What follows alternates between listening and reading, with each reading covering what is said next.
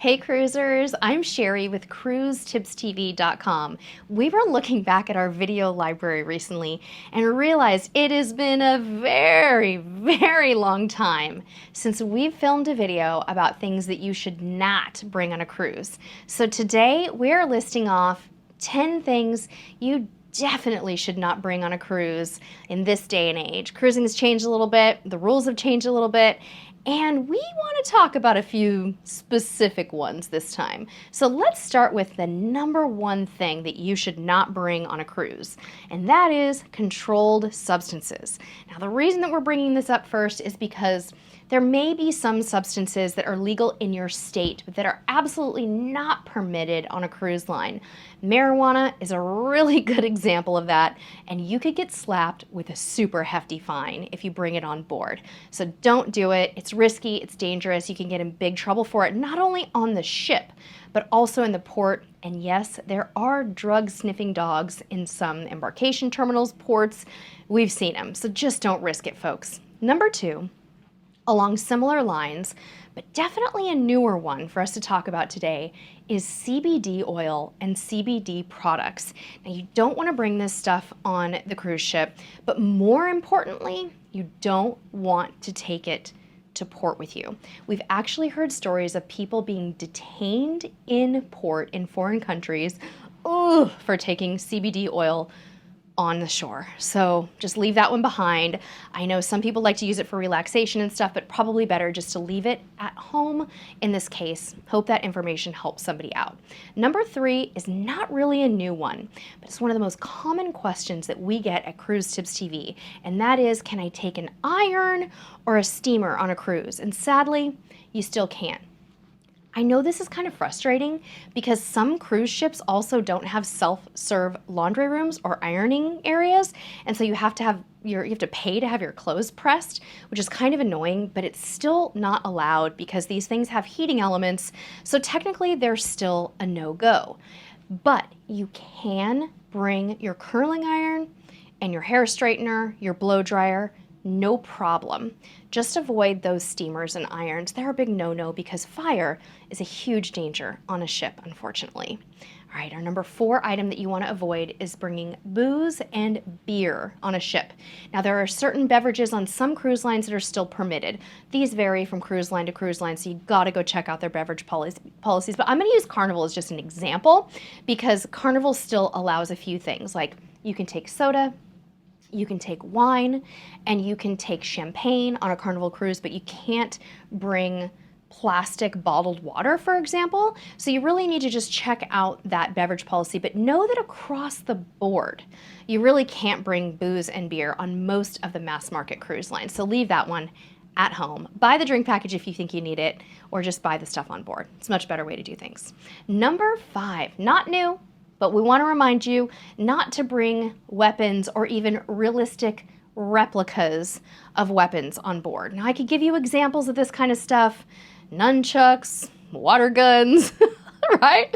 Stuff like that, but it's just really best to leave it at home because your luggage is going to be going through a security screening. They are going to be checking it out just like at an airport, and you don't want to get caught with anything like that.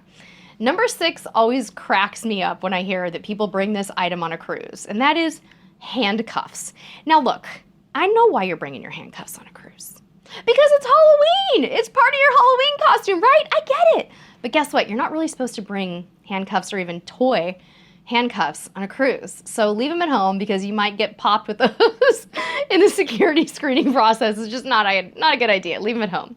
Number seven is candles and incense. Because you need an actual flame to operate candles and incense, you need to leave those at home. Now, if you want to go to the dollar store and buy some tea lights that are battery operated, just do that. And you can still have kind of a romantic mood in your stateroom if you would like without having an open flame. Open flames, obviously, big no-no on cruise ships. A fire in a cruise ship can be absolutely disastrous. So leave your candles and your incense back at home.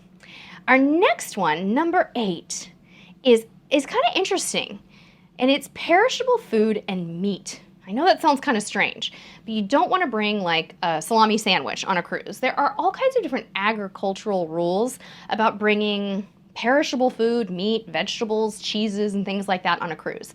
Can you bring a bag of pretzels or potato chips or nuts or something like that on a cruise? Yeah, you could probably bring a snack, like in a sealed bag, but don't bring something perishable. The same goes for taking things off the ship when you're in port. This morning we pulled into Cabo San Lucas and our cruise director reminded us not to take like any meat or vegetables or anything perishable aboard, and there's just laws about that kind of stuff. So leave that stuff at home. Believe me, there's plenty of food on the cruise ship. You don't really need it. Next up, number 9, you want to leave chemicals like bleach and paint at home. Now I know that might sound weird. You might be like, why would I take paint on a cruise? Why would I take bleach? Well, some people do bring bleach. In fact, earlier in our cruise career, we actually did bring a little spray bottle, like a mini spray bottle of bleach to clean out our bathtub. We thought, oh, that's perfectly innocent, right? I just want to clean my bathtub and take a nice bath and feel like it's been sanitized. You're not really supposed to do that. So leave those chemicals back home. And when in doubt on what I'm talking about on the chemicals thing, go check out those forbidden items on your cruise line website. There's always going to be a good list of those that's more comprehensive than the one I'm giving you today. We're trying to generalize across all of the major cruise lines and tell you about things that are pretty much forbidden on all of the major cruise lines, but sometimes there's even more. Last but not least, you can't bring a torch lighter on a cruise. Now, a torch lighter is something that's like, it's got that open flame. Interestingly enough, you can bring a traditional lighter or even matches. So if you're a smoker and you want to bring those on, that you can do that, but don't bring a torch lighter. It's important to know. All right, hope you've enjoyed this updated list of 10 things you should never bring on a cruise. What did we forget, folks? You know the drill. You know you want to tell us. You know we forgot something and you're going to want to leave it in the comments below. But there's so much more information that you can learn from us at Cruise Tips TV. First, go check out our website, cruisetipstv.com. Also, subscribe while you're here. Go over to Instagram and give us a follow at Cruise Tips TV. And if you want to learn more, if you're a newer cruiser, check out our Intro to Cruising Masterclass. We've got a special discount code for you in the description of this video, so go check that out. It's a really awesome sequential education along with packing and planning lists and stuff that are going to help you just have an awesome first cruise. Thank you so much for tuning in. Happy cruise planning to you. And until next time, friends, we will see you on the high seas.